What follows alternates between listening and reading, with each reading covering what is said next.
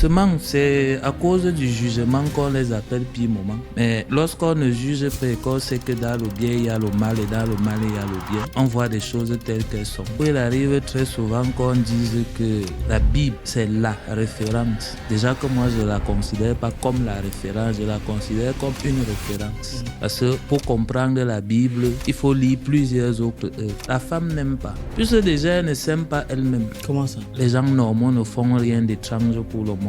Ils ont aussi dit que je suis géomètre expert, mais pour moi c'est expert en apprentissage. Parce qu'un expert qui a des connaissances de 1980, il est dépassé, il ne peut plus être expert. Tu vas en Europe, c'est pour faire quoi? C'est pour aller chercher. Tu es dans la perspective de donner quelque chose ou bien tu pars en Europe en te disant que c'est là-bas qu'on peut te donner. Parce qu'on est très souvent en posture de mendiant. Il faut toujours recevoir, il ne faut pas donner. Et tu y crois, toi, que les gens peuvent par sorcellerie se retrouver en France? C'est quoi ton problème avec la religion? La religion, c'est un gros business. Ni plus ni moins. Le type même qu'on appelle Satan si tous les jours là, on nous dit qu'il a fait. Est-ce que quelqu'un l'a même déjà laissé parler pour que lui-même nous dise de quoi on parlait là?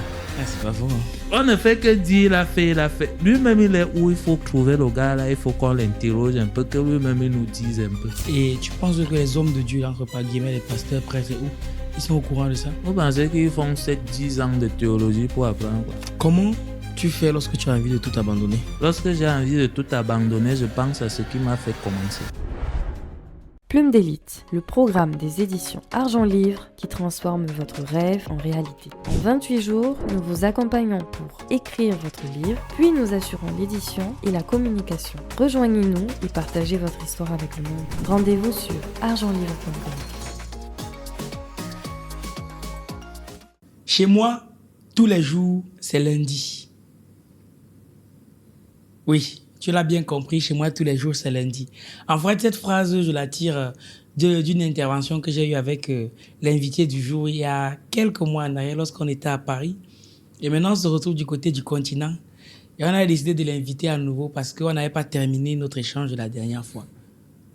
Tu l'auras bien compris, nous avons invité sur ce plateau M. Wilfried Evaga. Moi, il appelle le sorcier. Il va encore venir faire sa sorcellerie sur le plateau. On va naviguer sur plusieurs sujets parce que je vois que c'est quelqu'un qui a, je n'ai pas dit une vision à 360 degrés, mais c'est quelqu'un qui a une vision assez large sur plusieurs secteurs d'activité. Donc, on va vraiment, au cours de cet échange, se promener. Comme d'habitude, ça sera sans complaisance, mais sans condescendance. Mais par rapport à mon invité, je n'ai aucun souci à me faire parce qu'il ne fuit aucune question. Il se démarque par son franc-parler. Et donc, c'est tout ce qu'on aime. Maintenant que tout ceci est dit, on peut tout de suite souhaiter la bienvenue à notre invité du jour. Bonjour Wilfried. Bonjour Valère.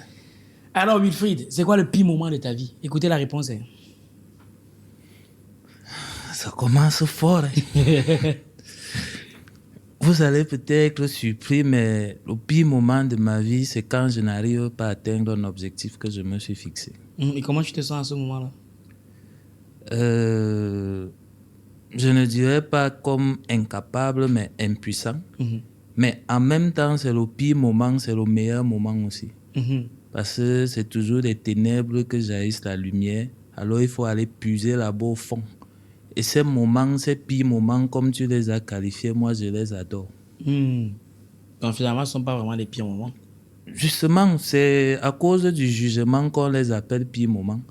Mais lorsqu'on ne juge pas et qu'on sait que dans le bien, il y a le mal et dans le mal, il y a le bien, on voit des choses telles qu'elles sont. On ne va pas dire que c'est des pires moments. Et vous avez dit non, ça commence bien en tout cas. Et si tu avais été une femme, quelle est la première chose que tu aurais souhaité faire? Ça, je n'ai jamais pensé à ça. Ben, c'est le moment. Si j'avais été une femme, qu'est-ce que j'aurais pensé faire? Ok. Qu'est-ce que j'aurais pensé faire si j'avais été une femme? Sérieux, je n'ai jamais pensé à ça. Bon, en fait, ce que je vais dire là, c'est ce que j'aimerais voir les femmes faire. Oui. Il m'arrive souvent, ou il arrive très souvent qu'on dise que la Bible, c'est la référence. Oui. La référence. Déjà que moi, je ne la considère pas comme la référence, je la considère comme une référence.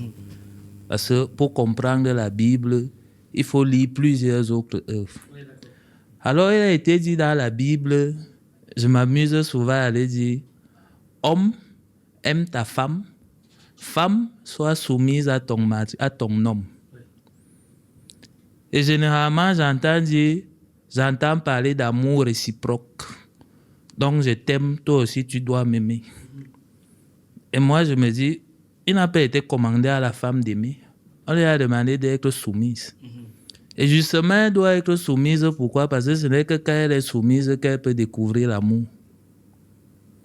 C'est pas pour rien que la création a endormi l'homme pour enlever une côte et créer la femme. C'est parce que c'est l'homme qui est relié à la source de la création et la femme est reliée à l'homme. Puisque la source de la création est amour, il faut donc que la femme soit soumise à l'homme pour qu'elle puisse découvrir l'amour et accéder à la source de la création. Donc, si j'étais une femme, j'aurais souhaité, moi, la première chose, c'est de devenir amour. Ok, je pense que la messe est dite. Donc, pour toi, la femme, pour découvrir l'amour, il faut d'abord qu'elle soit soumise. C'est ce que la création a demandé. Oui, toi, comment tu analyses ce truc-là? En fait, il faut passer par là. Si vous faites le tour, faire un tour d'horizon, tu vas te rendre compte où je m'amuse souvent à aller dire, la femme n'aime pas. Puisque déjà, elle ne s'aime pas elle-même. Comment ça? Comment tu peux dire ça? Pour s'aimer, il faut se connaître. L'amour passe par la connaissance. Si tu ne te connais pas, tu ne peux pas t'aimer. Est-ce que l'homme se connaît? Je n'ai pas dit que c'est l'homme qui se connaît. Okay. Mais elle est plus proche de la connaissance que la femme.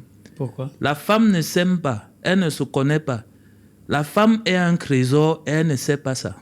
On lui vend rapidement les choses comme égalité homme-femme et elle tombe là-dedans. La femme n'est pas égale à l'homme. La femme, quand on veut parler de mission par rapport à l'humanité, la femme est loin au-dessus de l'homme. Alors quand on dit égalité homme-femme, c'est comme la rabaisser. La femme ne s'aime pas. Quand moi je m'aime tel que je suis. Alors quand je vois les femmes, elles passent autant à chercher des artifices pour se coller, soit sur la tête, soit sur les ongles, soit enlever les cils qu'elles ont pour tracer, je ne sais pas quoi. Moi, je comprends qu'elles ne s'aiment pas. Parce que pour m'aimer, je dois m'accepter. Si je pars déjà chercher si, c'est que je ne m'accepte même pas moi-même. Je ne m'accepte pas moi-même. Donc, la femme, elle doit devenir amour, elle doit se connaître. Elle doit se connaître. Mais là, ce n'est pas visiblement ce qu'on voit.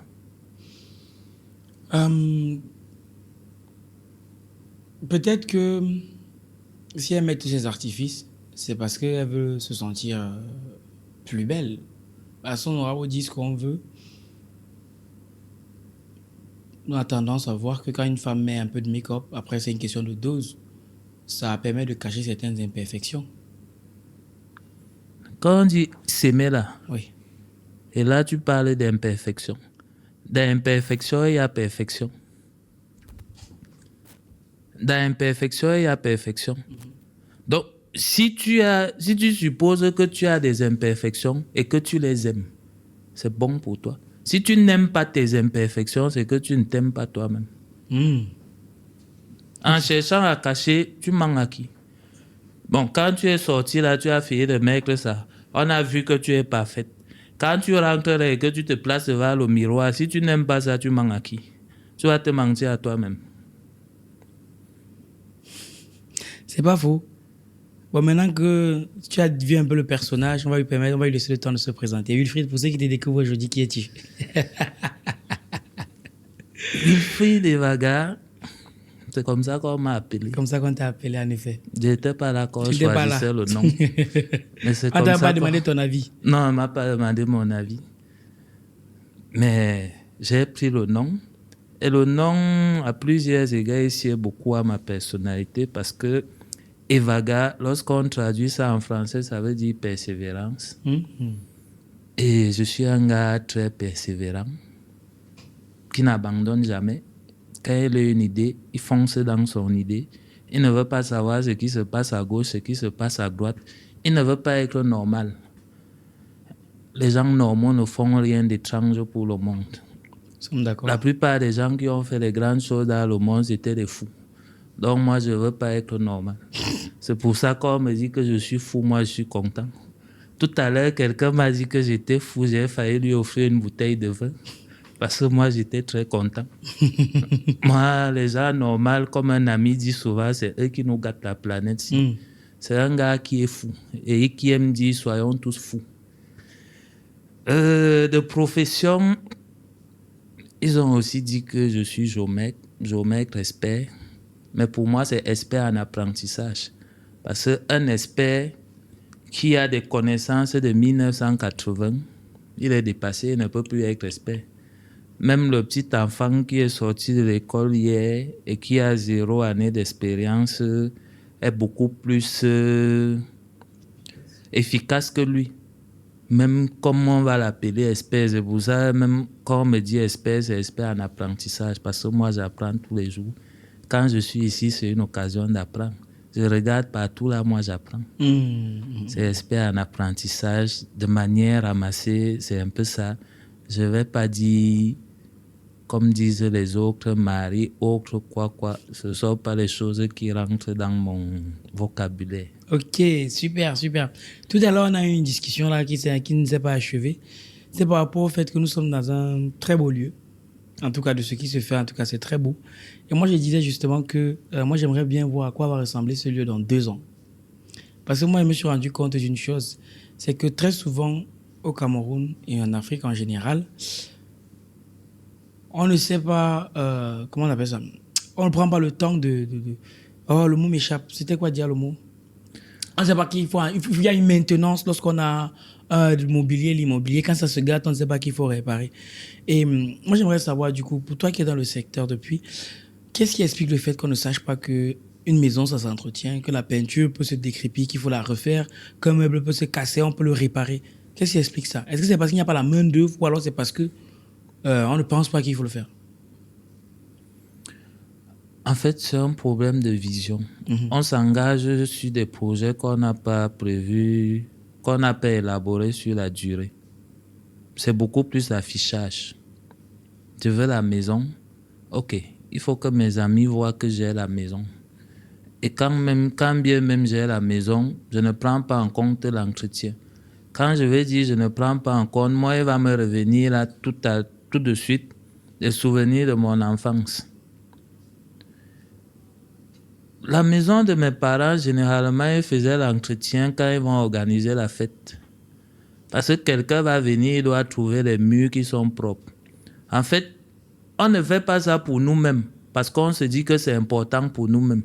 On fait ça parce que les gens vont venir, ils vont se rendre compte que si, ce n'est pas nous-mêmes en avant.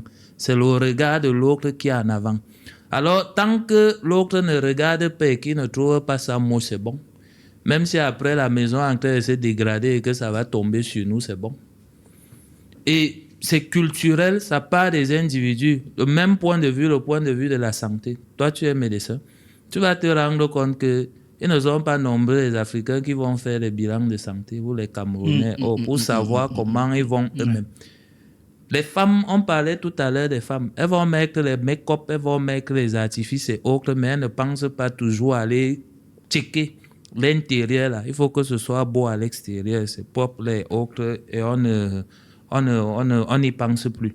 Et pourtant, l'entretien, la maintenance, on y pense parce qu'on sait que le bien, lorsqu'on l'a construit, une infrastructure, lorsqu'elle est construite, c'est d'abord pour nous-mêmes, ce n'est pas pour les autres. Vous allez voir ça, c'est pareil pour les individus, c'est pareil même dans l'administration et autres. Les édifices publics, on parle de la question de maintenance tous les jours. J'étais à un entretien la dernière fois concernant l'autoroute Yaoundé-Simalène. À peine cette autoroute est construite, il y a des actes de vandalisme là-dessus tout le temps. Il y a des accidents parce qu'on ne respecte rien là-dessus.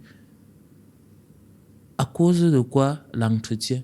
La surveillance d'une autoroute, ça rentre dans l'entretien. Bien sûr. La maintenance ça rentre là-dedans. Mais on ne prend pas ça en compte. On n'a pas ça comme culture. On veut construire, sans penser à préserver les acquis. On veut seulement étendre.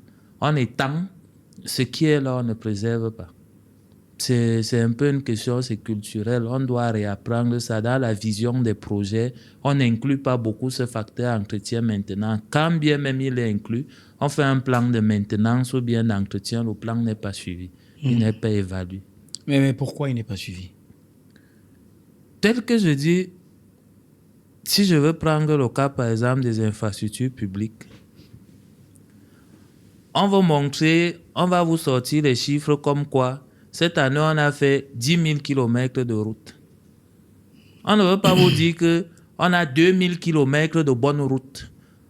On a fait 10 000 km de route. Ça vend bien. Oui, c'est sûr. 10 000 km de route, ça vend bien. On ne veut pas savoir si on a 2 000 km en bon état, on veut 10 000 km de route parce que ça vend bien. Ça fait donc que lorsque vous êtes par exemple celui qui propose, vous allez dire cet édifice-là, il est en train de se dégrader. Là, tout de suite, on a 100 millions. Il faut mettre 80 millions pour réhabiliter cet édifice. Mais la personne qui décide va vous dire, si on va mettre 80 millions dans cet édifice, on va me dire que je n'ai rien fait. Au lieu de mettre 80 millions là-bas, allons plutôt construire un autre édifice. On va dire que j'ai construit un autre édifice. Ouais, et ça, c'est bon pour moi. Ah, ok. Et quelque chose qui n'a... Toi, tu as fait beaucoup de pays. Parce que tu as fait beaucoup de pays. Tu as fait le Rwanda, tu as fait la France, l'Allemagne. Quel autre pays encore? Le Burkina Faso. L'Espagne, le Burkina Faso. Bref, tu voyages beaucoup. Et c'est quoi la différence fondamentale que tu as remarquée entre l'Afrique et ces autres pays-là? Je dis l'Afrique, le Cameroun. Ok. On peut même dire l'Afrique. La différence fondamentale, c'est comme on s'amuse souvent à aller dire, c'est ici que l'herbe est encore verte. Là-bas, tout est déjà construit. Ouais. Tout est déjà construit. Quand tu arrives en Europe, c'est à peine que tu vas voir la terre nue. Ouais, grave. C'est à peine que tu vas voir la terre nue. Oh, tu arrives au Cameroun, au centre-ville, tu vois même un nid d'éléphant où tu vois la terre nue. Ça veut dire en fait que c'est ici qu'il y a fait. C'est pour ça que moi, par exemple, je dis, moi, je ne peux pas aller vivre là-bas. Je peux aller, comme je pars souvent, je me forme, je m'inspire, je côtoie les gens qui ont déjà fait certaines choses pour ramener, essayer d'implémenter ceci, parce que c'est ici que l'herbe est verte. Et même si l'herbe est verte, il faut s'inspirer de ceux qui ont déjà fait. Oui. Pour profiter des erreurs qu'ils ont fait, oui. des leçons qu'ils ont tirées. On va donc chercher, on vient essayer d'implémenter. Bon, en gros, ici, c'est the place to be. Et justement, quand on dit qu'ici, c'est the place to be, il y a... Récemment, j'ai discuté avec un ami qui avait la possibilité d'aller en France pour terminer ses études. Il avait beaucoup de mal parce qu'il se disait qu'il avait l'impression de trahir son pays parce que ses activités et tout. Qu'est-ce que tu dis à quelqu'un qui est en Afrique et qui a l'opportunité de se rendre en Europe? Est-ce que tu le déconseilles ou alors tu l'encourages? Se rendre en Europe pour faire quoi? Tout est question du projet et de la vision. Se rendre en Europe pour faire quoi? Tel que moi je dis là, moi il m'arrive de voyager parce que je veux rencontrer des gens qui m'inspirent. Je veux participer aux événements où j'aurai un peu plus de connaissances. Je veux voir d'autres choses. Parce qu'en fait, c'est Claudel qui le dit souvent, la vérité originelle, c'est comme un grand miroir qui s'est brisé. Et chacun d'entre nous a une part de vérité en lui. Donc, on a plutôt besoin de se mettre ensemble plutôt que de se diviser. Donc, quand moi je vais là, je vais prendre les vérités des uns et des autres, j'essaie d'associer à ma part pour pouvoir rendre quelque chose d'intéressant à l'humanité. Donc, tu vas en Europe, c'est pour faire quoi?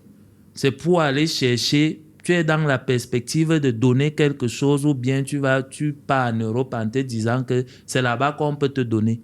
Parce qu'on est très souvent en posture de mendiant. Il faut toujours recevoir, il ne faut pas donner. Tu vas en Europe pour faire quoi? J'ai identifié mon projet, je veux faire telle chose. Mais la technologie, on ne l'a pas ici. Je ne peux pas me former là-dessus étant ici au Cameroun. Maintenant, j'ai l'opportunité ou la possibilité d'aller en Europe où la formation est accessible. Je vais me former et puis je vais revenir pour implémenter le projet ici et rendre tel ou tel service accessible aux Camerounais. Moi, je vois quelqu'un comme ça, je l'encourage. Mais si tu te lèves, tu dis que tu vas en Europe, parce qu'à ce qui paraît, on ne souffre pas là-bas. À ce qui paraît. On ne souffre pas là-bas, tout est rose, tout est beau là-bas. Même quand tu ne travailles pas, on te verse un salaire. Je dis, je ne vais pas te décourager. Je dis, vas-y. On apprend de deux manières. Soit par la sagesse, soit par la douleur. Toi-même, tu choisis par quelle voie tu vas apprendre. Lourd. Et toi, aujourd'hui, selon toi, pour un pays comme le Cameroun, qu'est-ce qui manque à ce pays pour être, je vais dire, au même rang que les pays développés? Qu'est-ce qui manque au Cameroun pour être au même rang que les pays développés? Selon toi? Non, on va avoir se demander c'est quoi un pays développé. Parce qu'à certains égards, le Cameroun aussi peut être un pays développé. Peut-être la vision de développement du Cameroun, c'est celle qu'on a là maintenant. À ces égards, pourquoi je vais envier l'autre? Pourquoi je vais vouloir que le Cameroun aille devenir comme les autres pays? Peut-être c'est intéressant que le Cameroun soit comme il est là. Pourquoi ça serait intéressant? Mais si le Cameroun, c'est un pays où il y a beaucoup de problème égale opportunité, c'est intéressant. Si moi je vais maintenant en Europe, avec ce que je connais à ma qualité de chômeur, je vais en Europe, là-bas, pour moi, c'est difficile de travailler. Et peut-être qu'il va falloir revoir ton. Il va falloir parce que quand moi je vais en France, la France vous dit maintenant que pour construire sur les terrains nus, il faut pouvoir démontrer que tu as les capacités à renouveler cet espace. Alors on vous dit à partir de 2050, on ne construit plus sur les terrains nus. On va construire les villes qui vont en hauteur. Une ville en hauteur avec les écoles, tout ce qu'il faut, toutes les commodités. Si moi je vais là-bas maintenant, avec ce que moi je connais, avec mon niveau, ça veut dire qu'il me faut 1 ou 2 ans pour me mettre à jour et m'aligner à cette donne. Et pourtant au Cameroun, les villes s'étalent jusqu'à l'infini, personne ne contrôle. Et tant que ça s'étale, c'est bon pour moi, Jomec. C'est vrai que même si on s'étale à hauteur, on va en copropriété, c'est toujours intéressant. Mais pour le moment, ce qui passe mieux, c'est l'étalement sur des espaces nouveaux et autres. Donc pour moi, cette vision, si ça reste comme ça, c'est bon pour moi, non? De toute manière, chacun doit chercher à tirer profit de la situation.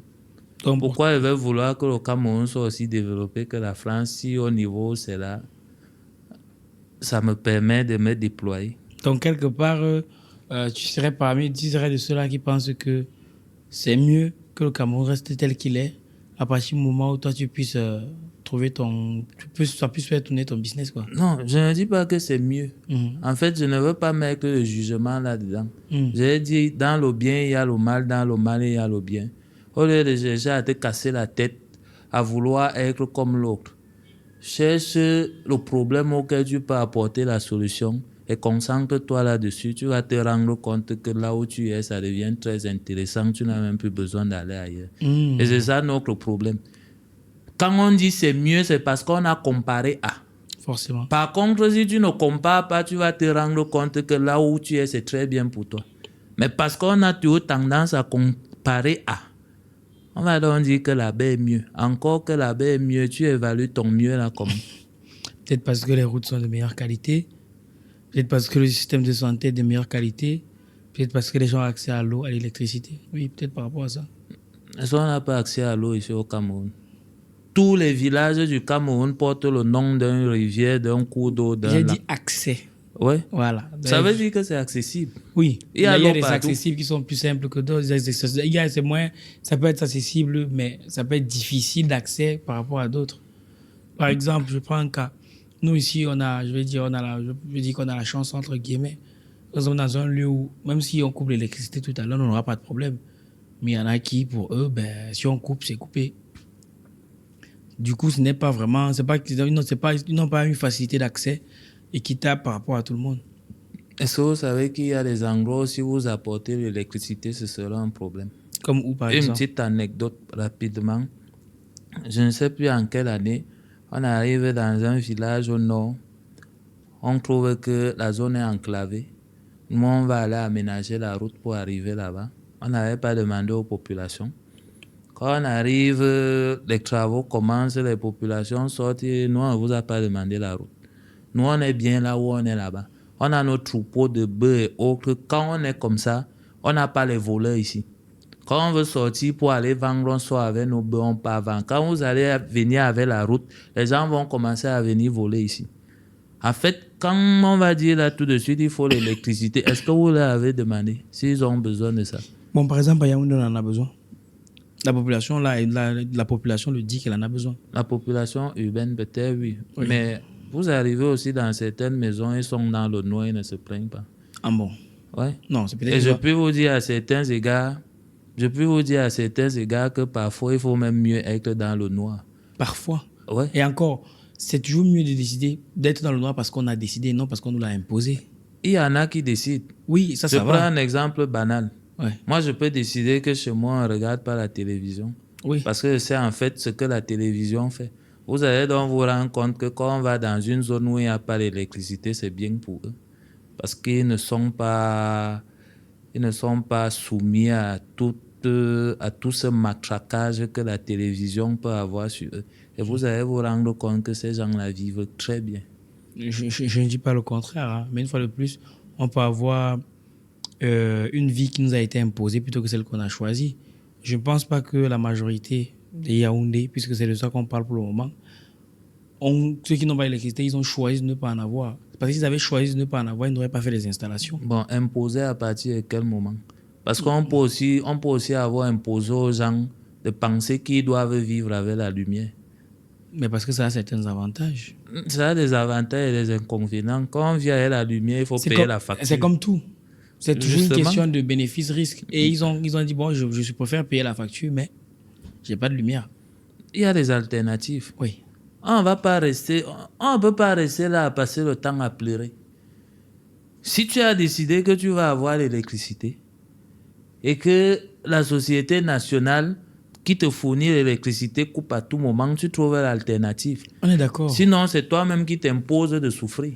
On est d'accord. C'est justement pour ça que je disais que quelque part, quand on parlait de développer, c'est parce que il y a ces éléments-là qui font en sorte qu'on dise que ce pays est plus développé que d'autres. Parce que justement, il y a l'eau qui est plus accessible, il y a l'électricité qui est plus accessible, il y a beaucoup plus de routes. Bon, ça, c'est la vision aussi qu'on nous a imposée. De penser que parce qu'on a plus de routes, parce qu'on a plus de ceci, on est plus développé. Mais moi, je dirais là tout à l'heure, quand je remonte un peu dans le passé, les gens avant étaient plus intelligents. Pourquoi? Qu'est-ce que je devais dire ça? Ils étaient plus intelligents. Ils marchaient à pied. Ils n'avaient pas de voiture. Toi, tu es médecin, tu sais les effets que la marche à pied peut avoir sur le cerveau. Ils n'avaient pas le choix quand ils marchaient à pied. Maintenant, je vous dis rien ne nous empêche de marcher à pied. Et en même temps, je vais aller plus loin. Les gens d'avant, toutes ces histoires qu'on nous montre là comme développement et autres, ça c'est la face visible. Ouais.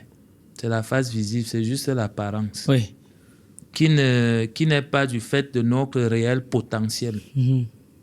On vous fait croire qu'il faut avoir la voiture pour aller d'un endroit à un autre. Plus vite. Peut-être plus vite. Et de manière plus confortable. Mais on peut se déplacer sans la voiture, aller d'un endroit à un autre.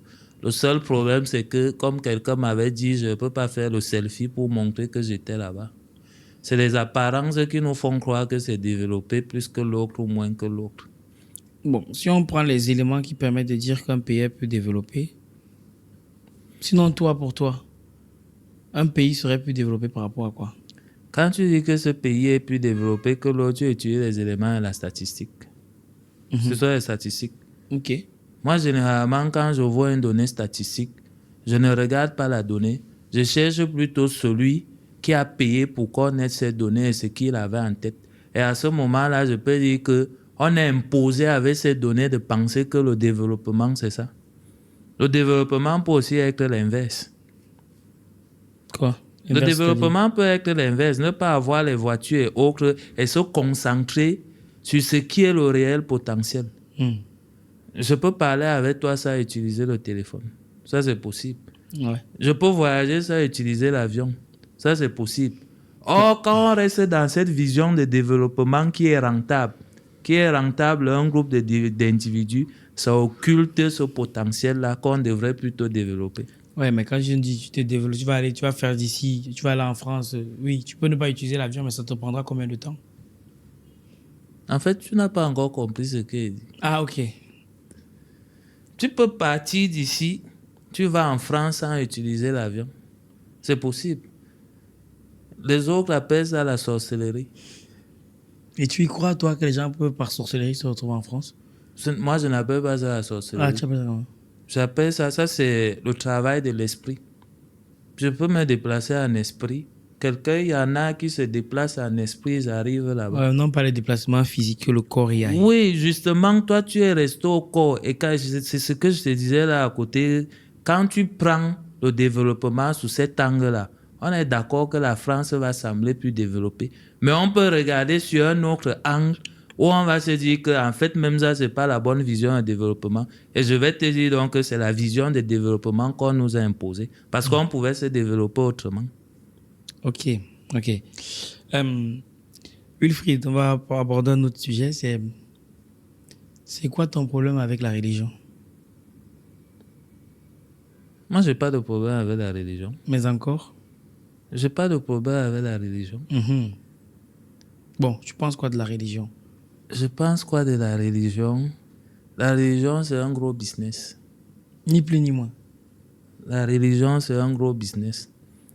Dès que tu as compris ça, soit tu décides d'être partie prenante du business, soit alors tu décides de ne pas être le produit.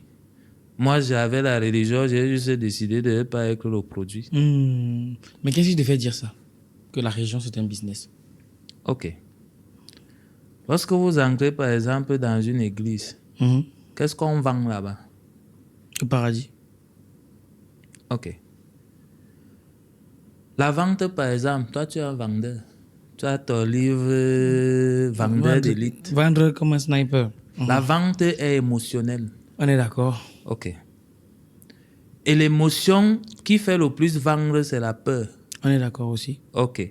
La religion utilise donc quoi pour vendre? La peur. La peur de l'inconnu, c'est l'une des plus grandes peurs. La peur de ce qu'il y a après la mort, après ce qu'on appelle la mort. C'est l'une des plus grosses peurs de l'humain. Oui. Quand je vais partir d'ici, je vais aller où? C'est ça le fond de commerce de la religion. Comme eux, ils ont donc compris ça, ils ont créé le paradis et l'enfer. Si tu ne fais pas si, tu iras en enfer. Si tu ne fais pas si tu fais si, tu iras au paradis. Et quand bien même ils vont vendre ça, Oui. ils ont vendu ça par la négation. En disant si tu ne fais pas. Tous les 10 commandements, c'est la négation. Oui. Tu ne voleras point. Oui. Tu ne tueras point. Tu ne. Or, le cerveau humain comprend mal la négation. Chaque fois qu'on donne une instruction négative au cerveau humain, il a envie d'aller vers là. On est d'accord, oui. Donc, ils ont donc vendu ça. Ils ont créé les conditions pour que ce qui est supposé ne pas arriver, arrive. Et puis, à côté, ils vont mettre des petites doses, des petits remèdes de temps en temps. Que tu viens, quand tu n'as pas conçu ça comme ça, tu pars, on te donne un petit remède, ça fonctionne 10-5 jours. Après, tu repars encore chercher, créer les conditions pour rentrer chaque fois à la source. Et comme quand on lit donc beaucoup de choses, on peut se rendre compte de ça. Et que ce n'est pas ce que moi je veux manifester en moi. Je ne vais pas me plaindre de ça. C'est pour ça que je te dis, je n'ai pas de problème avec la religion. Je ne vais pas me plaindre de ça.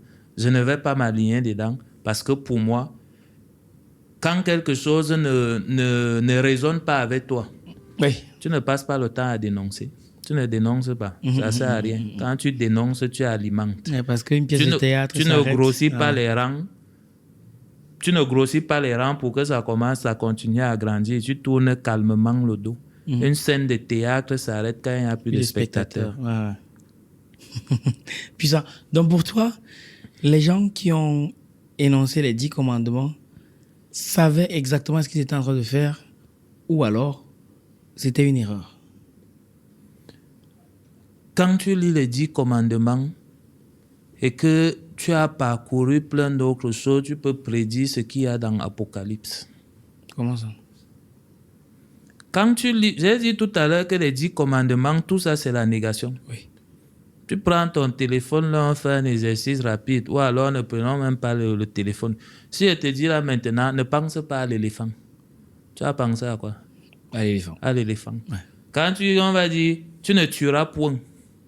Pense à tuer. Quand on regarde le monde partout, tout là, c'est pas les crimes partout, tous les jours. Quand tu allumes la télé, c'est ça qu'on te vend. Ici. Parce qu'en même temps, on te vend encore ça à la télé. Moi, je n'ai jamais allumé la télé. On a dit tout va bien dans le monde. Non, ça ne vend pas ça. Ça ne vend pas. La paix ok. n'est pas un business rentable. Le bien n'est pas un business rentable. Donc, on vous met ça comme ça sous la forme négative pour que ce soit plus rentable.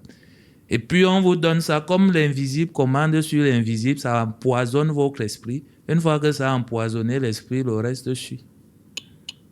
C'est très fort ça, c'est très très très fort ce que tu dis. Et justement, à quel moment est-ce que tu te rends compte de ça? Bon, je veux dire que c'est comme si j'ai toujours su ça. Moi, depuis que je suis petit, chaque fois qu'on m'amenait à l'église, je dormais.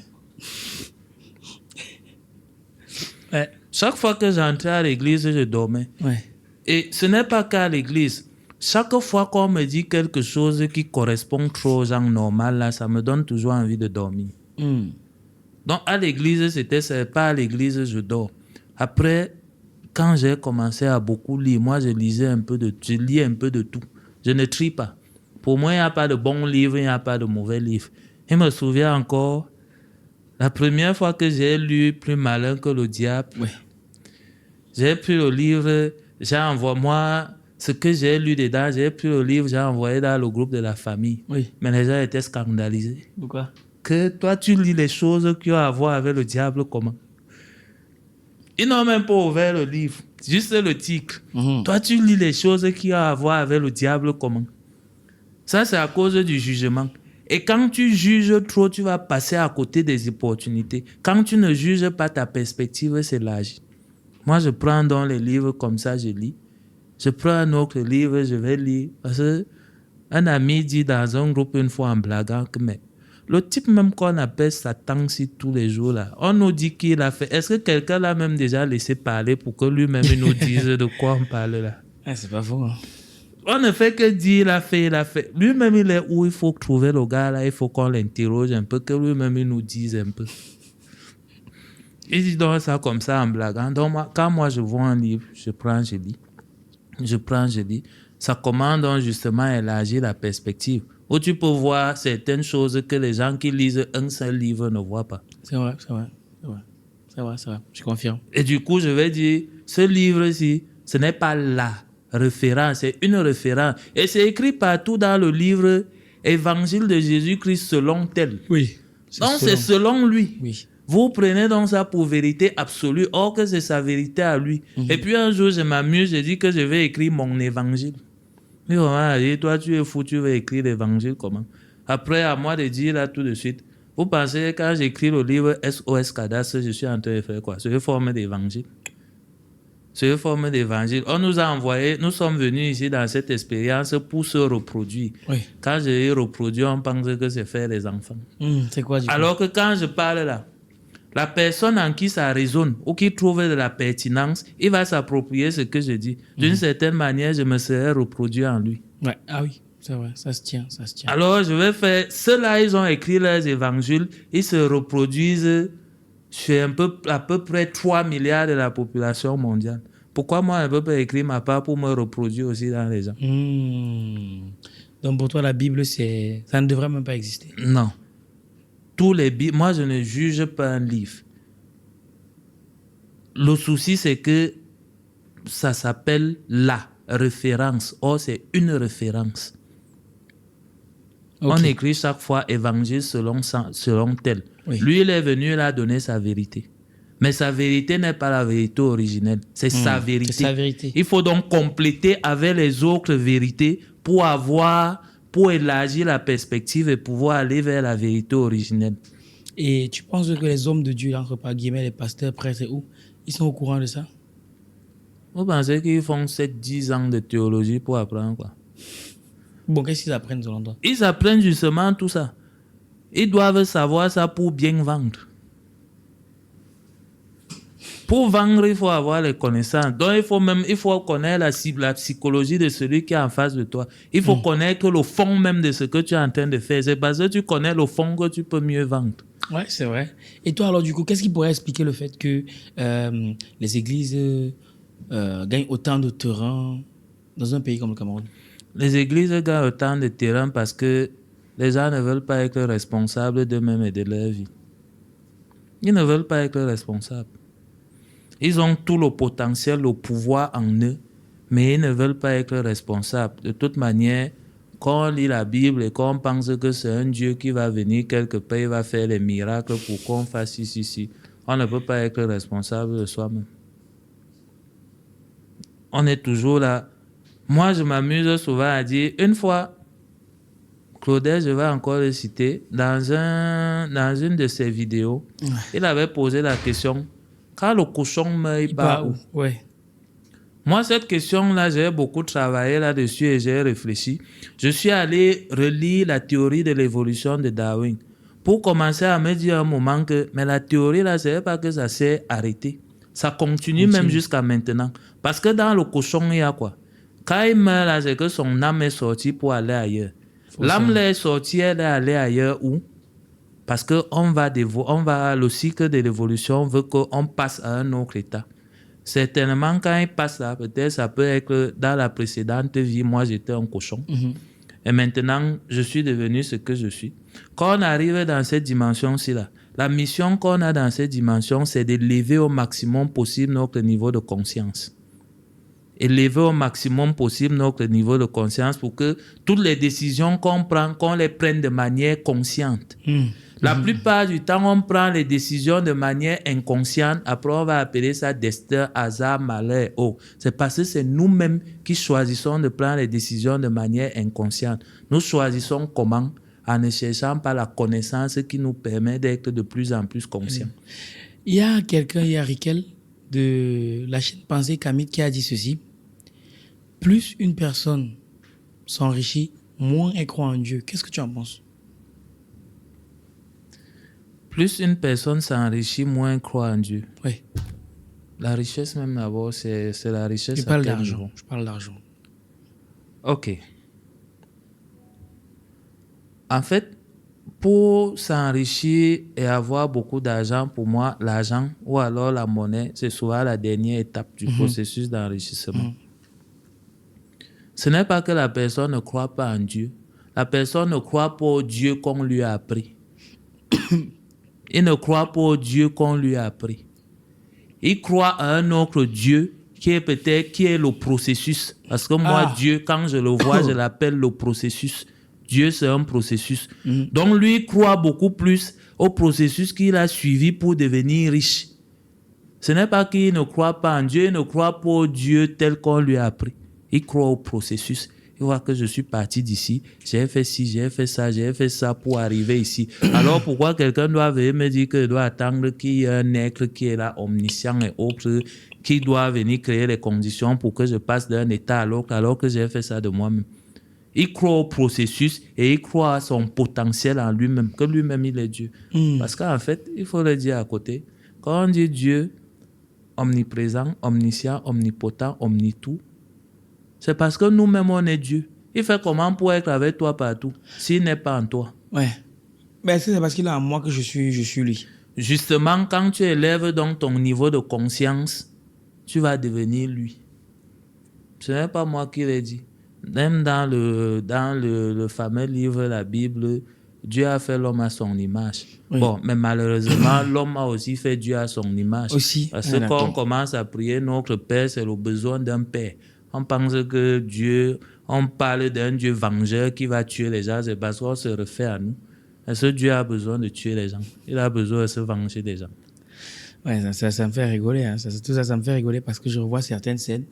Bon, pour sortir du volet de la religion et tout ce que ça comporte, j'aimerais qu'on aborde un autre sujet, c'est autour des arnaques. Et la dernière arnaque que j'ai découverte en arrivant ici, c'est Sunrun. Ça te dit quelque chose? Si. Oui. Et moi, j'aimerais savoir pourquoi est-ce que ça prolifère autant ici? Madame Tony aurait été là, que ça aurait été intéressant. Elle a dit le miracle est un processus. Les gens pensent pour la plupart que sans effort, on peut partir de zéro à plusieurs du jour au lendemain. Alors, quand un bonhomme vient comme ça, il présente une affaire comme ça, c'est toujours la vente. Il touche les émotions. Un lendemain meilleur sans effort. C'est les émotions. Et puisque les gens n'aiment plus faire les efforts, on leur vend à la télé, on leur vend les histoires à l'eau de rose qui avait tel qui est parti, il était pauvre, après il est devenu ci. Ouais. C'est ça qui les inspire.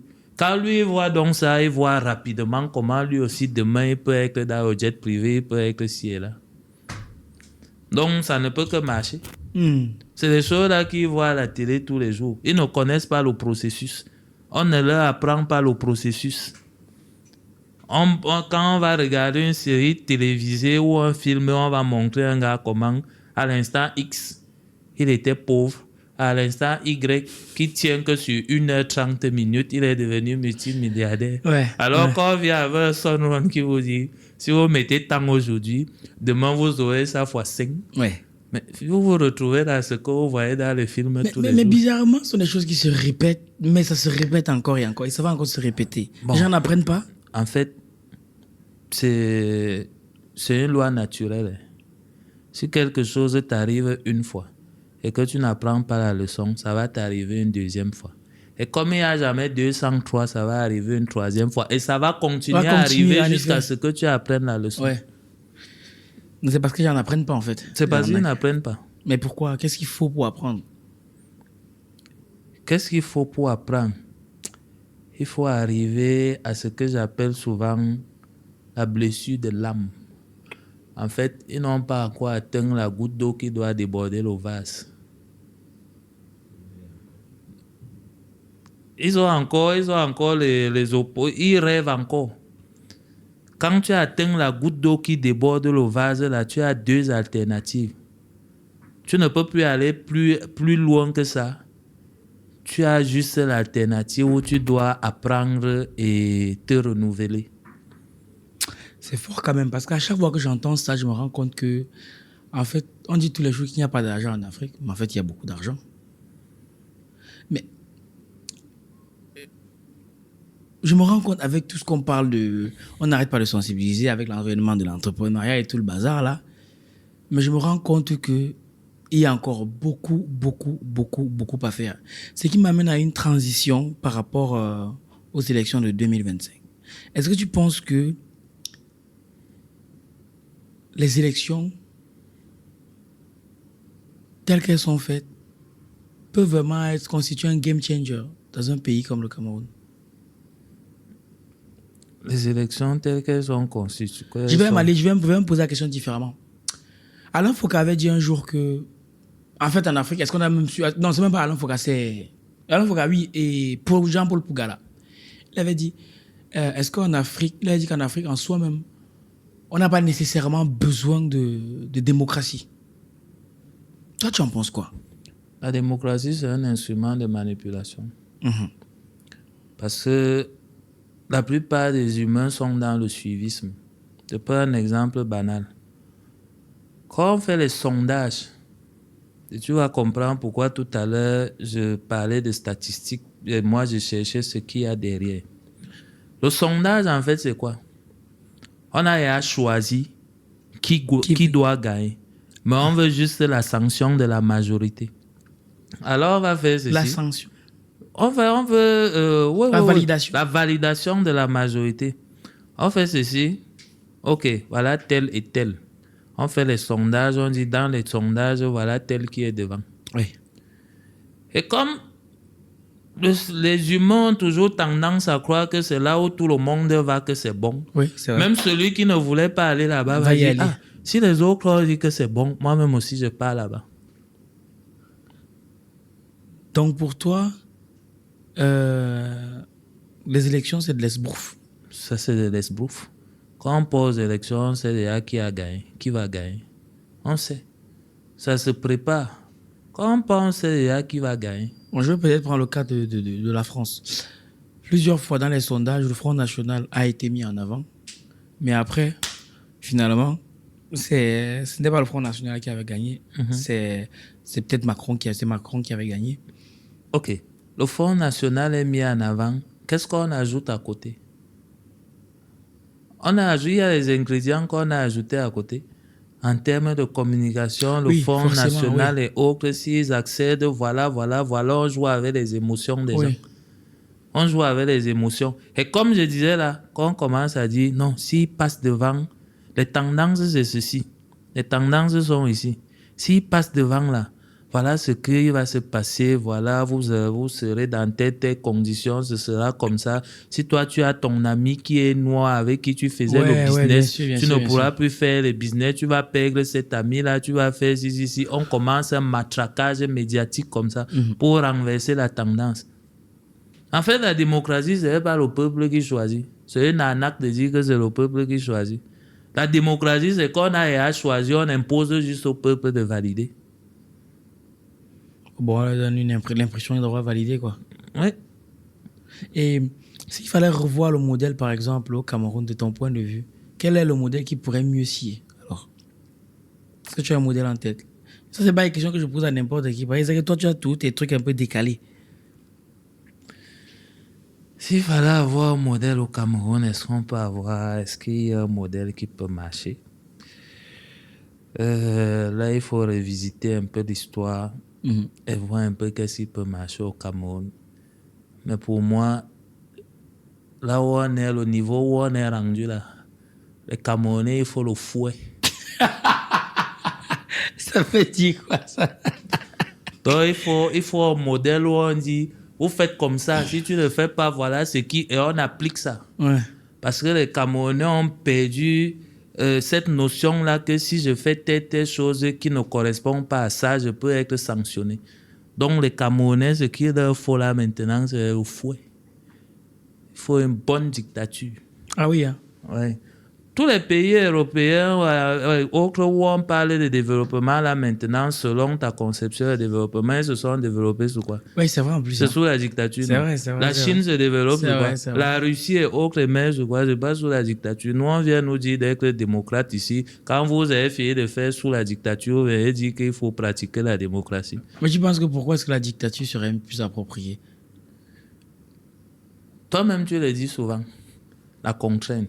Ouais. Combien de temps il faut pour écrire un livre? Ouais. Chaque fois que tu dis on va écrire un livre en 28 jours top chrono, et j'ai écrit un livre en 28 jours top chrono. Là où on est au Cameroun, il y a de moins en moins de contraintes. De contraintes dans le sens de faire ce qu'il faut pour aller de l'avant. Ouais. Donc, s'il y a une dictature qui a une vision de développement telle que tu conçois, et qu'elle met ce qu'il faut, que si toi là, on a conçu, c'est quoi là, le tunnel, c'est le tunnel sous la Manche. Je ne sais plus si c'est sous la Manche. C'est Staline, c'est lui qui avait fait construire ça. Il appelle un ingénieur, voici ce que moi je veux, tu peux réaliser ça. Non, c'est compliqué, pas une balle dans la tête partie. Il appelle le deuxième, et puis le troisième, au moment il dit que oui, on peut. Ça a créé les conditions pour qu'il fasse non. Même moi, c'est là, comme vous me voyez là, c'est quand je suis stressé que mes meilleures idées viennent. Quand j'ai la pression là, les jours qui s'écoulent, si je viens de faire pratiquement 5 jours sans dormir. Mais quand je regarde ce que j'ai produit en 5 jours, on m'aurait laissé 6 mois, 1 an que je n'aurais pas fait ça. Donc, il faut au Camerounais, il faut la contrainte. Il faut la contrainte pour qu'ils puissent se mobiliser à faire ce qu'ils ont à faire. Ah, ok. Donc, il faut une contrainte forte. Et pour toi, le meilleur modèle serait celui de la dictature? Ah, ça c'est toi qui le dis. Je ne sais pas si c'est comme ça que ça s'appelle, mais c'est ce que tu as compris. Et vous avez dit que le personnage est assez atypique. Bon, en branchant sur un autre volet, pour ou contre la polygamie? Moi, je suis pour ou contre de rien. Ouais. Moi, je regarde les choses telles qu'elles sont. Ouais. Si tu te sens bien à être ici, tant mieux pour toi. Si tu te sens bien, tant mieux pour toi. Je ne veux pas être pour ou contre quelque chose. Si quelqu'un fait sa chose et qu'il se sent bien, c'est bon pour moi. Parce qu'en fait, c'est ça l'amour. L'amour, ce n'est pas de vouloir imposer ta vision à quelqu'un. C'est de voir quelqu'un qui fait sa chose, il est heureux là-dedans, tu es heureux pour lui. Parce qu'il fait sa chose, il est heureux dedans. Alors, si tel décide que lui sera monogame et qui se sent bien là-dedans, moi, je suis content pour lui. Mais si c'est que il dit monogame parce qu'il a peur du regard des autres, que c'est lui qui est parti signer monogame, et puis il a 10 petites qui sont cachées à gauche, à droite, là. Moi, je commence à voir, c'est un problème. Le problème, je vais demander, tu mens à qui? Tu te mens à toi-même. Assume ce que tu es. Tant que tu peux faire un choix et tu l'assumes, c'est bon. Mais quand tu fais un choix et que tu ne l'assumes pas, ça profite à tout le monde sauf à toi. Oui, c'est vrai. Ça profite à tout le monde sauf à toi. Et moi, je me souviens bien, quand je regarde encore notre époque, on a commencé à beaucoup dire égalité hommes-femmes et autres. Les femmes ont commencé à sortir des maisons pour aussi aller chercher le travail. Et du coup, ce qui éduquait les enfants, c'est la télé. Ouais. Moi, à mon époque, qu'est-ce que je regardais? On voyait à la télé les Santa Barbara, les Melrose Place, les Beverly Hills et autres. Dans ces séries-là, il y avait toujours un type qui a une femme. Et il a une maîtresse, on l'appelait maîtresse dehors. Ouais. Et les gens ont commencé à copier le modèle selon lequel, non, tu peux avoir une femme que tout le monde connaît et tu es une maîtresse. Oh, ça c'est bon pour le business. Parce que quand tu es une maîtresse, tu es une femme et tu es une maîtresse, c'est bon pour le business de l'autre. La maîtresse, tu vas la voir où? Tu vas la voir à l'hôtel. Tu vas la voir au restaurant. Ah oui, c'est pas bête. Hein? Tu vas lui donner des cadeaux tout le temps. Ouais, tu vas faire si. Quand tu auras même les problèmes, la femme va demander le divorce. C'est l'avocat qui gagne là-dedans. Bien sûr. Ça profite à tout le monde sauf à toi-même. Or, si tu décides que toi, tu passes sur le modèle, j'ai mes 2 femmes. J'ai 2 femmes, pourquoi? Parce que j'ai un business. Ou alors 3, je suis employé. Il y a une femme qui va gérer tel business pour ses enfants. Il y a l'autre qui va gérer tel business pour ses enfants. La polygamie devient une entreprise. Et ça te profite à toi. Par rapport à l'autre qui affiche là devant tout le monde, il part devant les gens et il dit monogamie bien commun. Tout le monde applaudit les youyou partout. Après, c'est lui qui a les petites partout qui sont cachées. Il travaille pour les gens. Et justement, les gens l'ont mis ça dans le cerveau parce que c'est bon pour leur business. Ouais, c'est vrai que vu comme ça, c'est une analyse qui n'a... Ouais, ça se tient. Ça se tient. Parce qu'au final, et tu penses que lorsque c'est fait dans les séries, dans les films, c'est voulu, c'est pensé? Ou alors c'est le fruit du hasard, ils ont voulu juste être le miroir de la société? Le hasard n'existe pas. Quand toi, tu décides de venir organiser le week-end d'écrivain au Cameroun, tu le fais au hasard. Non. Il y a une vision derrière, non? Bien sûr. Donc, tu penses que les gens vont s'asseoir et développent toute une série juste pour avoir les vues et autres qu'on a là. C'est toute une stratégie bien pensée. Et ils ne sont pas seuls là-dedans. C'est toute une stratégie bien pensée. Et que les gens, si là, voilà la qualité de pensée qu'on veut qu'ils aient à un horizon 10 ans, 20 ans. Parce que quand ils auront cette qualité de pensée, voilà ce que ça va nous permettre de faire. Quand ça va nous permettre de faire ça, voilà ce que ça va nous générer comme revenus et autres. C'est bien pensé, c'est bien étalé. Et pour arriver, ils vont mettre les conditions qu'il faut. Égalité homme-femme. Il faut que la femme sorte de la maison et que les enfants, ce soit une femme de ménage ou bien la télé qui les éduque. Justement, puisque tu parles d'égalité homme-femme, il y a quelques... Je sais pas, mais je pense que je t'avais posé la question. Hein. Quand on dit la place de la femme, c'est la cuisine. Toi, j'en pense quoi de cette phrase? Je ne vais pas dire la place de la femme, c'est à la cuisine, mais quand la femme n'est pas là où elle est supposée être, il y a des autres. C'est la femme qui fait l'humanité. C'est pour ça que tout à l'heure, j'ai dit la femme n'est pas égale à l'homme. C'est la femme qui fait l'humanité. Alors, quand elle n'est pas là où on doit faire l'humanité, il y a des autres. Tels que nous sommes placés ici, là. Moi, je vais regarder le futur, ce sont par exemple les enfants. Quand la femme n'est pas là où il y a les enfants, pour les modeler tels que l'humanité a conçu, il y a problème, il y a désordre. C'est quelqu'un d'autre qui va s'en charger. Et la plupart du temps, c'est la télé, les réseaux sociaux, etc. Quand elle n'est pas là où elle est, je n'ai pas dit qu'elle est à la cuisine. J'ai juste dit quand elle n'est pas là où elle est. Là où elle est censée être. Là où elle est censée être. C'est pour ça que l'autre livre là a dit, le livre là, pas la référence. Une des références a dit que l'homme doit ramener ce qu'il faut à la maison. Normalement, on devrait être dans une société, si on était dans une société où on voulait vraiment une certaine évolution, on devrait La femme qui reste à la maison s'occuper de l'enfant, des enfants, s'occuper du futur. Elle devrait avoir un salaire qui est peut-être 2 fois plus gros que son mari qui sort pour aller. C'est là-bas qu'on devrait travailler pour que la femme reste et créer les conditions pour qu'elle reste là-bas. Pas la sortie de là pour la mener ailleurs. Ah oui, c'est vrai, ça se tient. Si on veut faire quelque chose de pertinent, c'est là-bas qu'on doit créer les conditions pour qu'elle reste, pas de la sortir pour la mener ailleurs. Quand on la sort pour la mener ailleurs, c'est parce qu'on a une autre vision derrière. Ouais, et que penses-tu de l'égalité homme-femme puisque tu en as parlé? Égalité homme-femme, la femme n'est pas égale à l'homme. La femme est loin au-dessus de l'homme. Quand on dit à la femme tu es égale à l'homme, c'est qu'on est en train de la rabaisser. Mais comme elle-même elle ne connaît pas son potentiel, elle ne se connaît pas. Elle commence donc à bagarrer pour les intérêts d'autres personnes parce qu'à la fin, égalité homme-femme, ça ne sert pas ses intérêts. Et quelle est la place que la lecture a jouée dans cette vision que toi tu as du monde? La place que la lecture a jouée, c'est une place centrale. Moi, à un certain moment, je savais que je lis pour valider, pour passer en classe supérieure et autres. Un jour comme ça, j'étais en train de voyager. J'écoute, je ne sais plus quel livre audio j'écoutais. Et le gars il avait pour objectif d'écrire 22 livres. Toi, tu écris 22 livres pour faire quoi avec? Je me posais cette question-là. Tu écris 22 livres, c'est pour faire quoi? Est-ce que les livres, ça donne l'argent? Je me posais aussi cette question comme ça. C'est après quand je commence à lire et je commence à me rendre compte que le livre, on l'écrit parce qu'on veut partager quelque chose, on veut contribuer à l'évolution de l'humanité. Et que quand tu cherches quelque chose, les sources d'information, il y en a 4. Il y a 4 sources d'information et chacun, tel que j'ai dit tout à l'heure, doit être responsable de sa vie.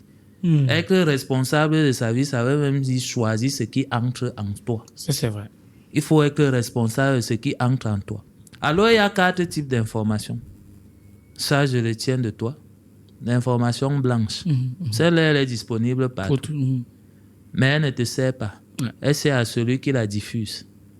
Maintenant, puisque tu dois être responsable de ta vie et choisir ce qui rentre dans toi, il faut chercher autre chose. L'autre chose, quand tu cherches, tu vas aller où? Tu vas dans les livres. Tu commences à lire. Ouais. Mais dans les livres, tu n'écris pas, tu ne trouves pas tout. C'est clair. Je prends mon exemple. Je m'amuse souvent à aller dire, quand j'écrivais le livre SOS Cadastre, j'ai mis 7% de ce que je sais dedans. Et je disais dernièrement qu'actuellement, ce qu'il y a dedans, c'est 6% de ce que je sais. Parce que moi, je continue à apprendre. Alors, parce que tu continues à apprendre, il faut donc rencontrer les gens qui ont fait ces choses-là. Si tu as la possibilité de rencontrer celui qui a écrit, tu le cherches. Ou si tu n'as pas la possibilité, quand il écrivait, parce qu'on écrit pour léguer à ceux qui font des choses, qui suivent notre ligne. Tu cherches quelqu'un qui suit cette ligne. Tu vas rencontrer cette personne. Tu vas discuter avec lui. Tu payes le prix qu'il faut payer.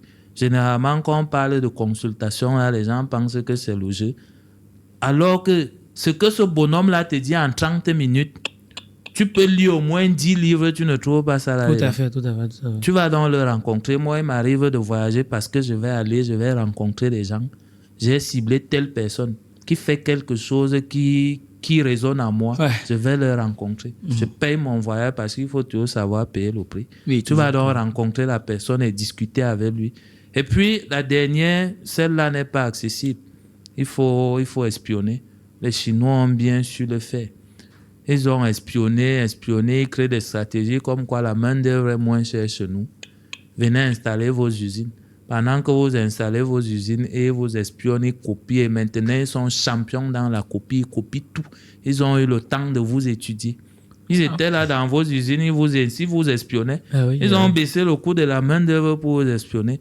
Et quand je dis souvent que la première étape pour se développer, c'est de se connaître soi-même. Parce que si tu ne te connais pas, tu ne peux pas connaître ton potentiel, tu ne peux pas savoir où aller. Et la Chine l'a fait. Ça se fait même au niveau des États. La Chine l'a fait à un moment, elle s'est renfermée sur elle-même. Quand elle s'est renfermée, c'était pour déterminer elle-même son potentiel, bien se connaître et savoir où orienter ce potentiel. Et voir la population, et voir si on est OK. Les gens là, ils ont la technologie, c'est pas accessible. Nous, on ne sait pas comment faire ça. Nous, on a la population. Est-ce que si on met en place une politique qui consiste à ce que la main-d'œuvre soit moins chère, on les amène à venir s'installer ici, ils s'installent et commencent à faire leurs choses. Nous, pendant ce temps, on espionne, on copie. Après un certain moment, on sera capable de faire ça. On a telle ressource ici, on a telle chose. Ils ont pris ce temps-là de faire ce travail. Nous, on va regarder dans nos États-là, c'est d'autres personnes qui connaissent notre potentiel. Nous-mêmes, on ne connaît pas. Tu arrives quelque part, on te dit, mais le Cameroun, mais tu es au Cameroun, les Camerounais eux-mêmes ne sont pas conscients de ça. C'est vrai. Parce que c'est vrai, les Camerounais, pour parler du Cameroun, quand on sort à l'extérieur, en général, on cartonne sur plein de domaines. Mais malheureusement, ici, bon, ok, peu importe. Ok, un sujet d'actualité. Balthazar, quelle est la lecture que tu fais de cette histoire? Ok. La lecture que je vais faire de Balthazar, c'est toujours, je vais dire comme je le dis toujours, quand on déplace quelque chose de ce qui est essentiel, on part de l'essentiel pour aller à ce qui est accessoire, ça peut donner ça. Je n'ai pas compris. On déplace l'essentiel vers l'accessoire, on peut arriver à des situations pareilles. Ok. Balthazar, c'est quoi? Ce sont des films et autres érotiques. Qui parlent d'érotique, parlent de rapports sexuels. Le rapport sexuel dans l'essence, c'est pour la reproduction. Mais on a détourné le rapport sexuel de son essence, la reproduction, pour l'amener vers le plaisir. On a collé ça à la part. Parce que le plaisir qu'il y a dans le rapport sexuel, c'est la part pour pouvoir se reproduire. Ouais. Les hommes, comme pour la plupart des choses, ils se sont limités à la part, sans voir l'essentiel. Et parce qu'ils sont sur la part, on peut aller vers toutes les dérives. Même les dérives où les hommes se retrouvent avec les hommes, les femmes se retrouvent avec les femmes. C'est parce qu'on a occulté la dimension essentielle qui est la reproduction pour se mettre sur la part et le plaisir. Donc, quand on est dans une société pareille, où c'est les apparences, où c'est l'accessoire qui prône, mais c'est normal qu'on se retrouve dans ces situations. Moi, ça ne me surprend pas. Quand tu as parcouru un certain nombre d'ouvrages et quand je dis tout à l'heure, quand tu lis les 10 commandements, tu peux trouver ce qu'il y aura dans l'Apocalypse. Moi, ça ne peut pas me surprendre. Ouais, ça se tient. Et beaucoup de gens ont trouvé que... Bon, est-ce que tu trouves que les gens qui en veulent à Balthazar, tu trouves qu'ils ont raison ou pas? Les gens qui en veulent à Balthazar, ils ont raison ou pas. Comme je vais encore le dire, moi, dans raison ou pas, je ne rentre pas là-dedans. Ouais. Et je vais encore aller citer mon livre. Là. Moi, j'aime bien le citer. La Bible. Oui. Et il me plaît souvent aller dire Adam et Ève, tel qu'on raconte leur histoire, ils n'ont pas été chassés du paradis, le paradis qu'on nous dessine là. En fait, ils se sont éloignés de la nature divine. Parce que quand tu commences à juger, tu t'éloignes de la nature divine. Avoir raison ou pas, ça c'est toujours un jugement. C'est raison par rapport à quoi? Tort par rapport à quoi? C'est vrai. Le gars fait sa chose. Moi, il me plaît souvent de dire, je n'ai allé jurer fidélité à personne à part à moi-même. Je n'ai pas à être fidèle à quelqu'un. Si je suis fidèle à moi-même, je peux être fidèle à tout le monde. Si Balthazar fait sa chose et qu'il est fidèle à lui-même, que c'est ce que lui, il aime faire, il fait sa chose, moi je suis qui pour aller dire qu'ils ont raison, ils ont tort. Quelqu'un fait sa chose, il est content. Et il ne s'en cache pas. Moi je suis qui pour aller le juger. Qu'il est tort, il a raison. Lui, il fait sa chose et puis il a trouvé les gens qui s'alignaient avec lui. Parce que les femmes là, elles ont fait ça parce qu'elles sont réglées sur la même fréquence que lui. Et il y a plusieurs là qui se manquent de que non, moi je suis une bonne femme, moi je suis ceci, moi je suis cela. Mais en fait, elles sont réglées sur la même fréquence que lui, mais elles sont réglées de manière inconsciente. Comment tu fais lorsque tu as envie de tout abandonner? Lorsque j'ai envie de tout abandonner, je pense à ce qui m'a fait commencer. Mais donc ça t'est arrivé d'avoir envie d'abandonner? Oui, il y a plusieurs choses, plusieurs projets. Tu engages un projet, après tu as envie d'abandonner. C'est pour ça que tu te rappelles toujours de ta motivation de départ. Pourquoi tu as voulu commencer à faire ça? C'est ça qui te redonne le carburant pour pousser et continuer. On est d'accord. Qu'est-ce que tu penses du réseau dans les affaires? Qu'est-ce que je pense du réseau dans les affaires? Tout à l'heure, j'ai oublié d'évoquer cette question-là quand on parlait de la richesse. Parce que moi, la richesse, je l'étale sur un processus qui a 5 étapes. Et la richesse financière, c'est la dernière étape. Ouais. Première étape, la richesse spirituelle. Oui. Richesse spirituelle, pour moi, c'est que tu ne juges pas. Tu deviens comme Dieu. Il n'y a pas de bien, il n'y a pas le mal. Parce que ce que les gens oublient souvent, quand ils disent là que Dieu est omniprésent, omnitout là, omniprésent, il est présent au paradis, il n'est pas présent à l'enfer. Dieu est infiniment bon. Infiniment bon a fait comment pour créer infiniment mauvais? Si Satan est infiniment mauvais, il a fait comment? En fait, moi, je dis Dieu, c'est les deux faces de la pièce, le bien et le mal. Et c'est parce qu'il est comme ça qu'il peut être omniprésent, omniscient, omnitout. Alors, une fois que j'ai dit ça, et que je dis spirituel, c'est de se rapprocher de cette dimension de Dieu là, tu ne juges pas. Parce qu'en fait, si tu juges, tu vas trouver une affaire là que c'est l'affaire qui doit te rendre milliardaire. Mais tu juges que c'est mauvais, tu vas passer à côté. Ah oui, mais c'est vrai que c'est une façon de voir les choses. Tu vas passer à côté. Tu vas voir que celle-ci est comme ça, tu juges que ça c'est bon. Bon, à certains égards. Or, dans le bon, il y a le mal, dans le mal, il y a le bien. La richesse spirituelle, pour moi, c'est ça. Et créer les conditions pour élever sa conscience au maximum possible. La deuxième étape, c'est la richesse cognitive. Il faut acquérir les connaissances. Tu dois avoir, plus tu sais, plus tu peux être. J'emprunte tes mots. Plus tu sais, plus tu peux être et plus tu peux donner. Maintenant, plus tu sais, ça veut dire quand tu sais plus, tu peux apporter les solutions à plusieurs problèmes. Pour apporter les solutions aux problèmes, il faut savoir quelles personnes ont ces problèmes. Il faut savoir là où ils se trouvent pour leur apporter la solution à ce problème. Ouais, d'accord. En allant chercher ces personnes, chaque fois que tu apportes une solution à quelqu'un, c'est quelqu'un que tu relis à toi. Oui. Chaque fois, tu relis.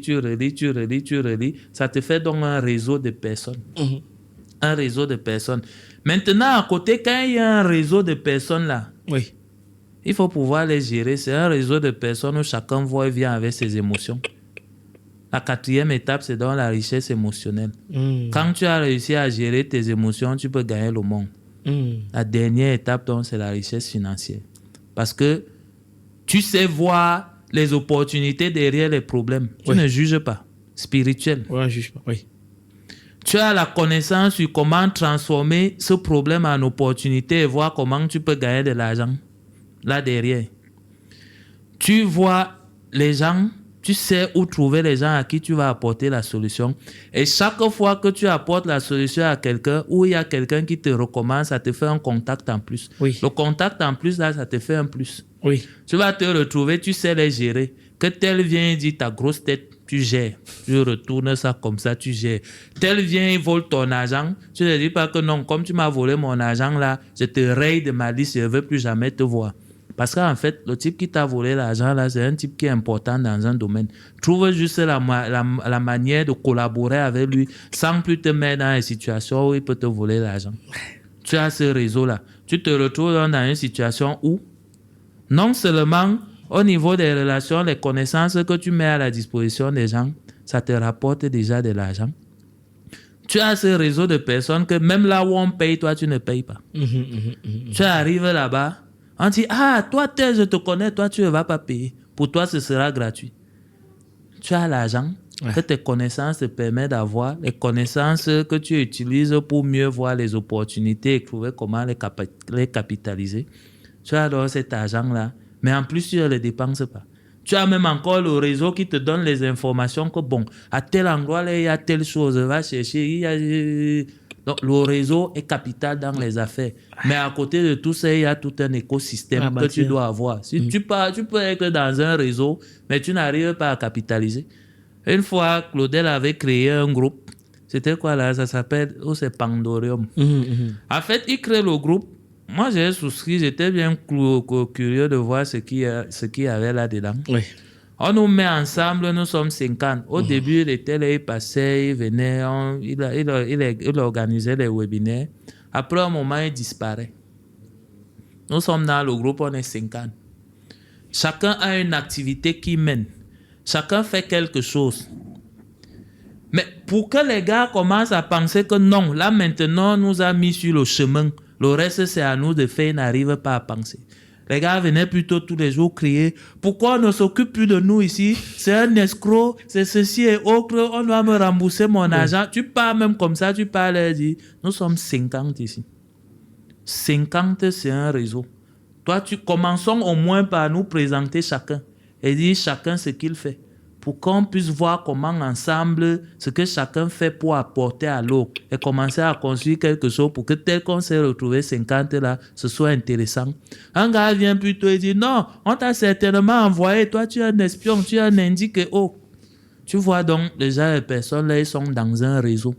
Et le genre de personnes là, il est par exemple avec moi, je suis Jomec. Il va aller acheter le terrain, il va se faire arnaquer, alors qu'il est dans un réseau qu'il ne sait pas comment exploiter. Le réseau, c'est bien, mais le réseau, c'est pas tout.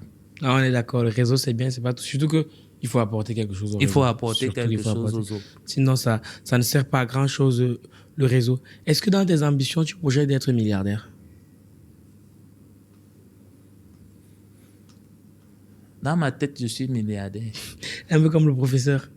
Dans ma tête, je suis milliardaire. C'est un état d'esprit. Je disais tout à l'heure, quand tu veux l'amour, deviens amour. Si tu veux être milliardaire, sois milliardaire. Quand tu me dis là, mais moi je te dis que je suis milliardaire. Est-ce que tu as déjà comment on appelle ça? Des biens, pas on appelle ça des actifs qui dépassent le milliard? Les actifs qui dépassent le milliard, je ne sais pas. Mais en tout cas, ce que j'ai dans ma tête dépasse le milliard. Ok, ça va. Bon, Monsieur Wilfried Evaga, on va sortir de cet échange avec une dernière question. Question un peu bizarre, mais je sais que tu vas me mener en bateau. Marié ou célibataire? Pour répondre rapidement à cette question, je vais utiliser un adage qu'un grand frère a répété la dernière fois. Oui. L'homme sage ne se marie pas. L'homme intelligent est polygame. Le sot est monogame. Je vais expliquer encore.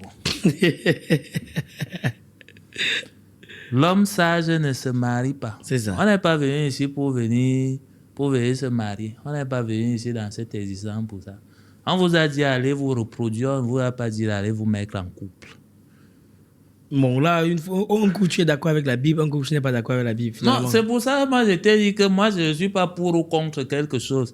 Chaque fois que je peux utiliser quelque chose qui sort de là pour étayer mon argumentaire, moi j'utilise. C'est pour ça que je te dis que moi je ne suis pas contre. Moi je ne juge pas les choses, je regarde les choses telles qu'elles sont. J'évite très souvent de juger. Parce que quand tu juges, tu passes à côté de plusieurs opportunités. Il y a beaucoup de choses. La Bible, c'est une ressource inestimable.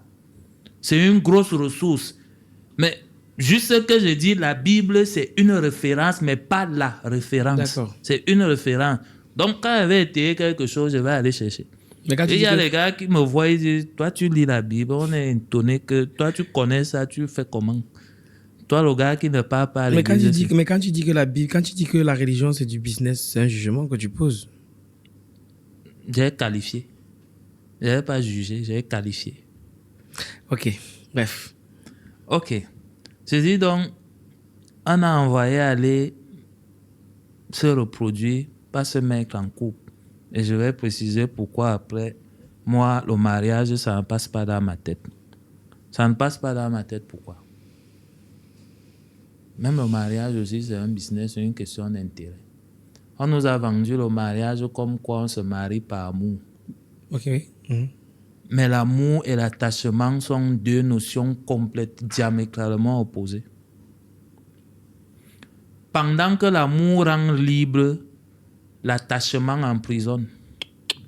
Comment je vais me dire que je ne vais pas me marier par amour alors que l'amour me rend libre et l'attachement m'emprisonne? Jusqu'à je pars devant les gens, je pars dire que je serai fidèle à si. Comment je peux être fidèle à X si je ne suis pas fidèle à moi-même? La meilleure manière d'être fidèle à l'autre, c'est d'être fidèle à soi-même.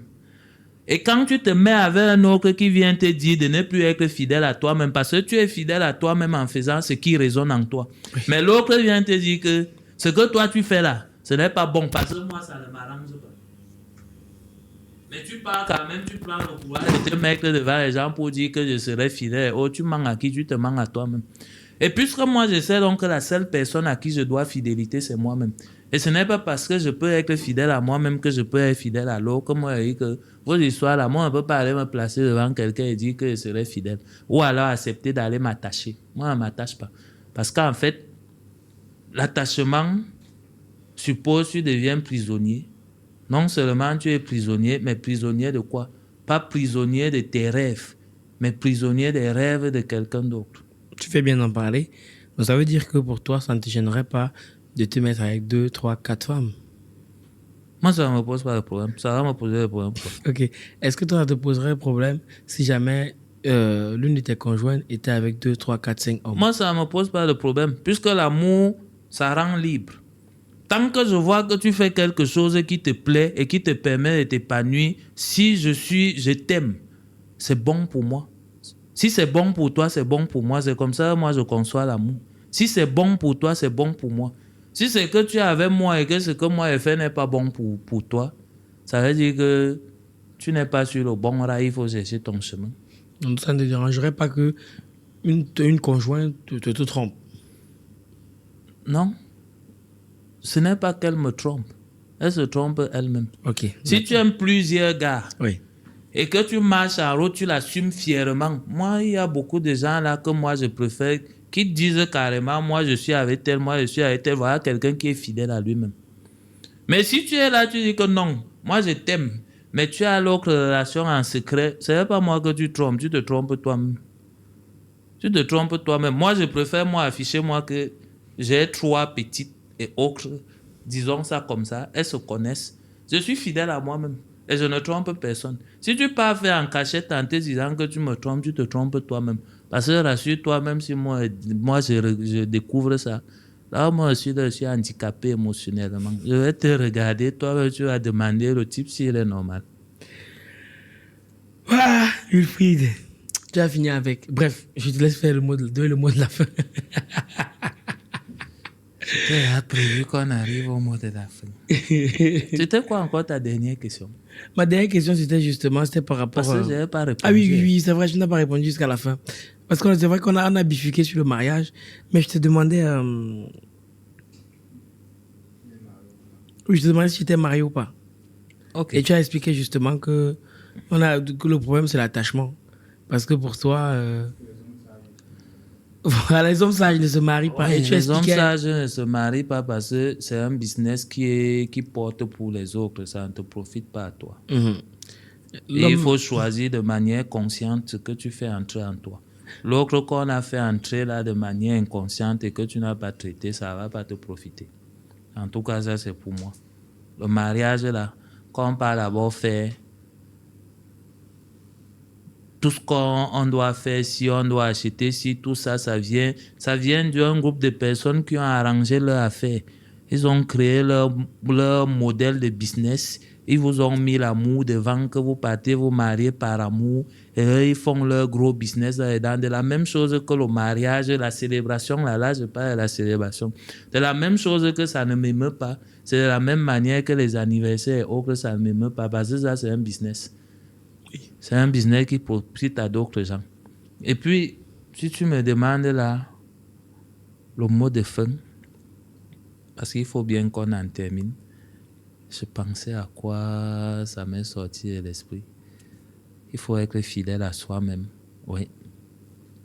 Il faut être fidèle à soi-même. Il faut se connaître. Il faut se connaître soi-même. Et surtout savoir que le processus, c'est de l'intérieur vers l'extérieur et non pas l'inverse. Tu fais bien d'en parler. Parce que tu as dit que ton prochain livre, ça devait être un livre sur la spiritualité. Non, pas le procès, pas tout de suite. Ah. Je vais en écrire un, ce sera mon évangile. Ok, l'évangile selon ça. Oui, l'évangile selon Saint Evaga. Ok. Non, on ne va pas mettre Saint devant. On ne va pas mettre Saint. On mettra l'évangile des vagas. On va mettre, je vais écrire mon évangile, je vais écrire ça comme ça. Alors, le processus est de l'intérieur vers l'extérieur. Parce qu'on a 3 dimensions qu'on oublie souvent. Là, moi, je définis ça comme le potentiel infini qui est en nous. L'esprit, ce qu'on utilise pour concevoir ce qu'on va faire de ce potentiel. Et maintenant, le corps, ce qu'on utilise pour externaliser et matérialiser cela. En même temps, le corps, c'est un peu comme le véhicule à les capteurs. Chaque fois, quand tu as sorti quelque chose, il doit évaluer et te ramener ça pour qu'à l'intérieur, tu redimensionnes. S'il y a des difficultés autres, tu redimensionnes. Le terme, c'est quoi? Tu réorientes la stratégie et puis tu ressors encore. Ne sois pas celui-là que l'extérieur impacte. Dès que l'extérieur commence, là, l'extérieur te corrompt. Ça te corrompt et tu n'en profites pas. Donc, il faut savoir cela. Ce matin, j'ai riais encore du statut d'un ami qui disait chaque fois qu'on donne, on est gentil. Mais dès qu'on commence à penser un peu à soi et qu'on ne donne plus, on devient le mauvais. Je lui dis, pourquoi tu as d'abord commencé à donner avant de penser à toi? C'est parce que tu as fait le processus inverse. Ouais. Si tu te concentrais d'abord sur toi, parce qu'en fait, on ne donne que ce qu'on a. Toi, tu as donné ce que tu avais l'illusion d'avoir. Ouais. Maintenant, c'est fini. C'est normal que le retour soit comme ça. Si tu te concentrais d'abord à découvrir ton potentiel, concevoir ce que tu vas en faire et commencer à sortir pour donner, tu n'aurais pas ce genre de message. En fait, tu as suivi la matrice, tu as commencé à donner, mais maintenant, assume. Ils doivent te traiter d'égoïste. Tu es mauvais. Comme ils t'ont dit ça, tu es mauvais. Parce qu'en fait, 99 bonnes actions plus une mauvaise action, ça donne 100 mauvaises actions. Ouais, c'est vrai. Il fallait commencer, c'est de l'intérieur vers l'extérieur, pas l'inverse. Si tu commences par l'inverse, tu es mal barré. Malheureusement, 98% de la population commence par l'extérieur. Mais heureusement, il y a toujours un moment où, de manière pragmatique, ils doivent réinitialiser. Parce que ça te ramène dans un endroit où, si tu ne réinitialises pas... Je pense que vous avez compris pourquoi est-ce que je l'ai invité. J'aime beaucoup discuter avec Evaga. J'aime surtout l'écouter parce qu'il philosophe beaucoup. C'est-à-dire, très souvent, on a des idées arrêtées par rapport à certains sujets. Et il a cette capacité-là à remettre en question certaines idées qu'on a. Et c'est même ça la philosophie. Je pense que c'est ce qui fait avancer le monde. L'idée, ce n'était pas que vous soyez d'accord ou pas. L'idée, c'était que vous puissiez écouter, que vous puissiez voir peut-être qu'il y a des schémas de pensée que vous devez revoir ou pas. C'est aussi ça l'idée. Mais je pense que c'est toujours important d'avoir quelqu'un qui a un regard qui sort un peu des sentiers battus. Ceci nous permet soit de revoir nos positions par rapport à certaines choses ou alors de confirmer les positions qu'on a par rapport à certains faits. Cela étant dit, merci beaucoup Wilfried. Evaga, on attend l'évangile d'Evaga. C'était Valère Velias et on se donne rendez-vous au prochain numéro. Minakano. Plume d'élite, le programme des éditions Argent Livre qui transforme votre rêve en réalité. En 28 jours, nous vous accompagnons pour écrire votre livre, puis nous assurons l'édition et la communication. Rejoignez-nous et partagez votre histoire avec le monde. Rendez-vous sur argentlivre.com.